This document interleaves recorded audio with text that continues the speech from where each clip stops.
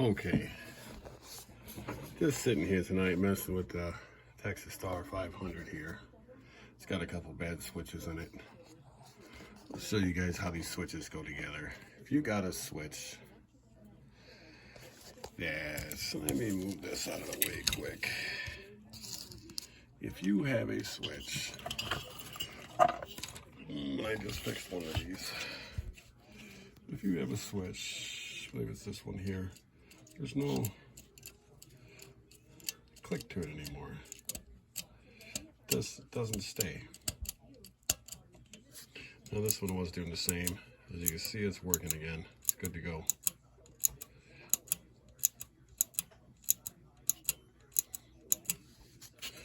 Now, get this out of the way. These switches are not complicated at all. Hardest part of them is putting them together, back together. This is your switch. This is the body of it. I actually swapped this one out. So we put the pin and everything in it, and it just still wasn't catching. So sometimes you gotta actually swap these out. But they sit in the amp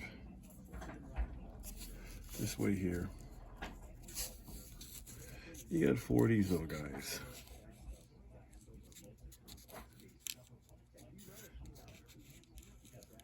They're like arrows.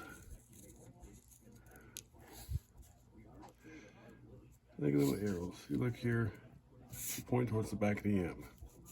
Arrow pointing towards the back of the amp. And they just slide right in there, just like that. That'll be your front one. That'll be your back one. There's 4 of them per switch. And the easiest way I found to get them in is you kind of try to do this with one hand. Kind of get that in there. Kind of hold it just like so, so it's in. Push it in. Just one of them in there. Kind of push it in. And it'll sit in there. I usually push it into about right here. Right here where the screwdriver is. That way it holds it in. And I'll take and I'll put the other one in. Coming in this way. Oop. I'll put the other one in coming in kind of at an angle like that into there. Try to do this one-handed. Kind of get it in there how it's supposed to be. Hold it with the screw, push it in, hold it in there with the screwdriver. Push the switch forward just a hair. So now you got them 2 done. Do the same thing to the back. But if your switch is not clicking like the one that was there, there's a little pin in here. And I've seen several of these that were somehow or another missing the pin. Don't know what happens to them. They fly out, something happens to them. But it's this little tiny pin here. And it just drops in this little hole here. Just sits in there. And you got your little copper retainer that goes over it.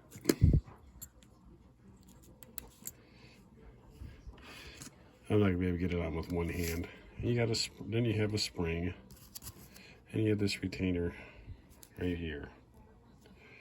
Retainer right here, slides right on there. Boom, holds your spring and everything in. Then you got spring action. That's what they should be like when they're done. It's just a junk one. Out in front of them sits this guy. It's got 2 screws.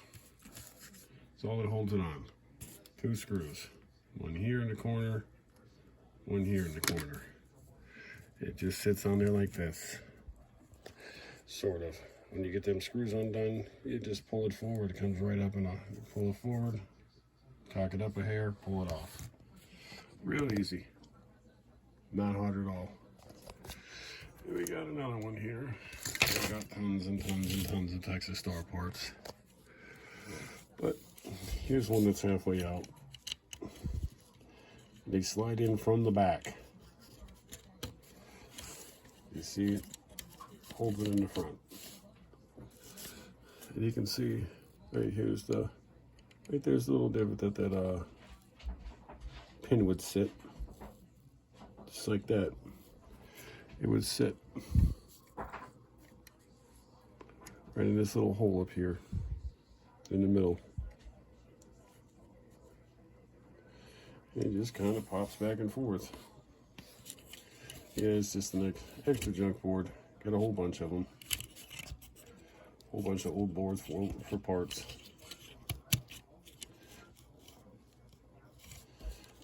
I've been collecting Texas Star parts for quite a while.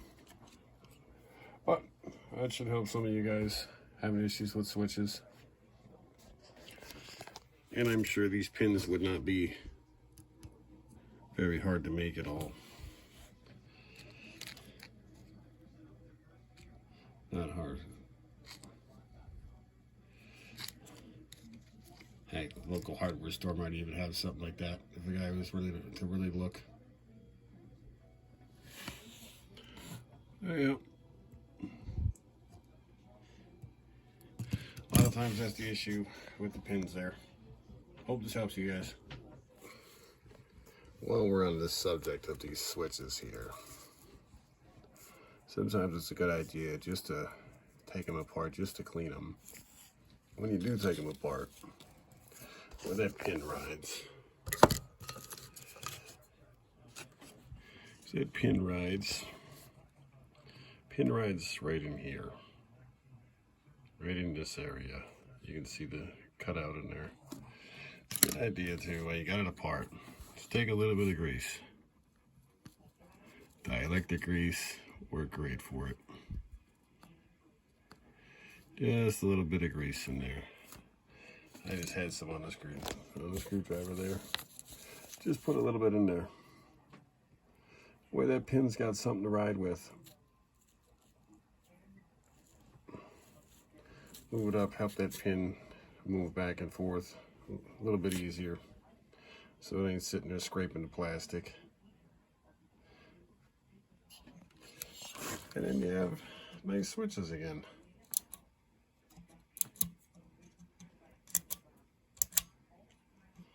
All working good. No problem with any of them. And this little retainer here. Let's see, where are we? This little retainer here. His little feet on the back. Let's sit into the switch case.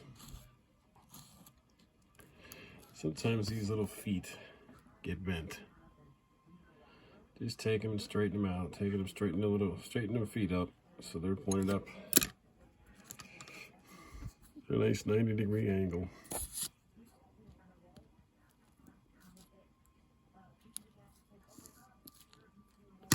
Just like so. So they're sitting nice. That's it. Like I said, hope this helps somebody. You know, it's never a bad idea to clean out the switches there if you're having problems with them. And you gotta take them apart to really clean them. I mean, you can spray them out with electronic cleaner, but nothing beats a good cleaning.